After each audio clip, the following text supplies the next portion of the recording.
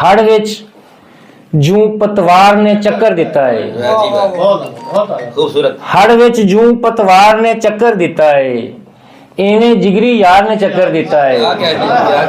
हड़ विच जूं पतवार ने चक्कर दिता है, इवें जिगरी यार ने चक्कर दिता है। जिथों टुरिया उथे ही आन खलोता वा।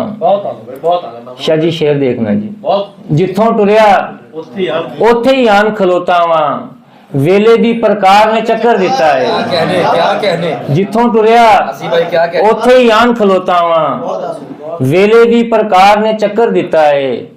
तू भी मैनू लुटिया फुटिया लगना है, सानू भी दो चार ने चक्कर दिता। बहुत शुक्रिया, बहुत शुक्रिया सर, बहुत शुक्रिया। क्या कहने